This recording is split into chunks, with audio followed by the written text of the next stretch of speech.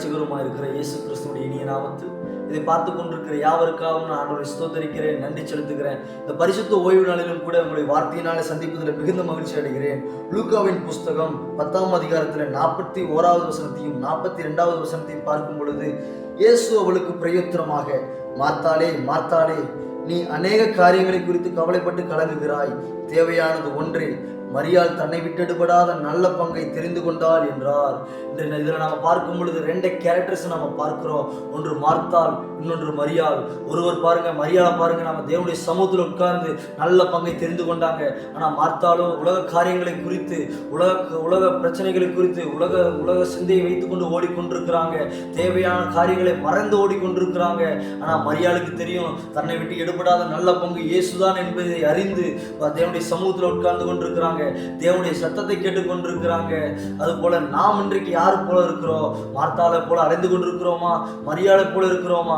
மரியாள் தன்னை விட்டு எடுபடாத நல்ல பங்கை தெரிந்து கொண்டாங்க.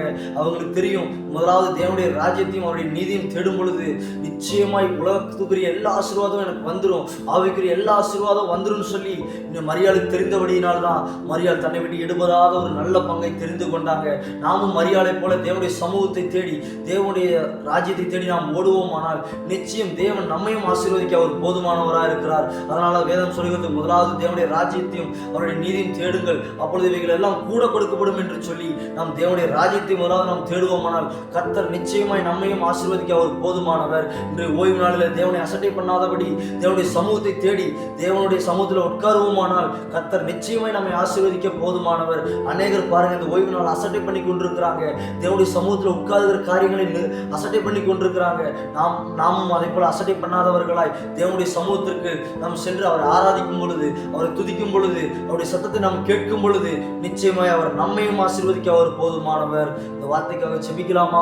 நல்ல தெய்வமே, அப்பா, உம்மை நாங்கள் நன்றியோடு கூட துதிக்கிறோம், ஸ்தோத்திரம் பண்ணுகிறோம் ஐயா.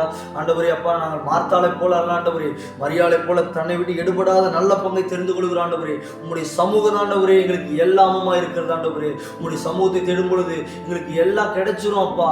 அப்பா ஆண்டவரே, நாங்கள் உண்மை துதிக்கிறோம் ஐயா. ஆண்டவரே, எங்களுக்கு உங்களுடைய சமூகத்தை தேடுகிற கிருபை தாங்கன்னு சொல்லி செபிக்கிறோம் ஆண்டவரே. உலக காரியத்தை குறித்து கவலைப்படாதபடி ஆண்டவரே, உம்முடைய ராஜ்யத்தை தேட கத்த கிருபை தாங்கன்னு சொல்லி செபிக்கிறோம். நீர் ஆளுகை செய்ய பொறுப்பிடுங்க, வழி நடத்துங்க. மீட்பர் ரட்சகருமா இருக்கிற இயேசுவின் நாமத்தில் செபிக்கிறோம் பிதாவே. ஆமென், ஆமென், ஆமென். தன்னை விட்டு எடுபடாத நல்ல பங்கை தெரிந்து கொள்வோம். God bless you. God bless you.